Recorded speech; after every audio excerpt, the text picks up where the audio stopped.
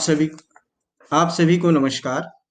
आज हम आपके पाठ्यक्रम के जिस बिंदु की चर्चा करने वाले हैं वह काव्य शास्त्र से संबंधित है। भारतीय काव्य शास्त्र की एक सुदीर्घ परंपरा हमें प्राप्त होती है, जिसमें विभिन्न आचार्यों ने काव्य के स्वरूप पर चर्चा की है। इसी कड़ी में नवम शताब्दी के आचार्य मम्मट, जो कि कश्मीर के निवासी थे, उन्होंने काव्य प्रकाश नामक अपने ग्रंथ में काव्य के लक्षण और काव्य के विभिन्न तत्वों पर चर्चा की है। इसी में आचार्य मम्मट ने काव्य हेतु के विषय में चर्चा की है। काव्य हेतु से तात्पर्य है काव्य का हेतु अर्थात काव्य का कारण। जैसा कि हम सभी जानते हैं कि प्रत्येक कार्य का कोई ना कोई कारण अवश्य होता है। आचार्य मम्मट ने काव्य हेतु की चर्चा करते हुए अपने काव्य प्रकाश नामक ग्रंथ में वो कहते हैं कि शक्तिर निपुणता लोक शास्त्र काव्यावेक्षणा काव्यज्ञ शिक्षया अभ्यासा इति हेतुस्तद उद्भवे।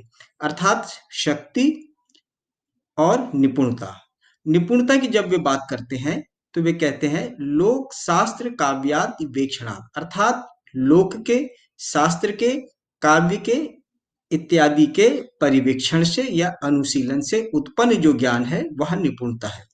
इसके बाद वे कहते हैं काव्यज्ञ शिक्षयाभ्यासा इति हेतुस्तद उद्भवे, अर्थात काव्यज्ञ, काव्य को जानने वाले की शिक्षा के अनुसार किया गया अभ्यास, यह तीनों समुदित रूप से काव्य के हेतु होते हैं। आचार्य मम्मट ने जिन तीन तत्वों की चर्चा की है या जिन तीन तत्वों को उन्होंने काव्य का कारण कहा है, यह तीनों पृथक पृथक रूप से नहीं अपितु समुदित रूप से अर्थात एक साथ काव्य के हेतु होते हैं। इसलिए उन्होंने हेतु शब्द का प्रयोग किया है। अगर आचार्य मम्मट इन तीनों को अलग अलग काव्य का कारण मानते तो वो हेतु न कह के हेतुवह शब्द का प्रयोग करते। अब इन तीनों के विषय में हमको जानना आवश्यक है। आचार्य मम्मट ने सबसे पहले शक्ति की बात की है।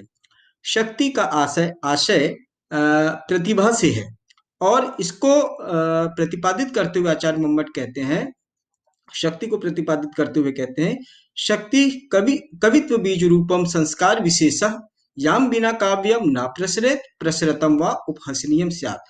अर्थात शक्ति जो है वह कवित्व का संस्कार है जो जन्म से ही हमारे अंदर संचित रहता है और जब वह अवसर पाता है तो हमारे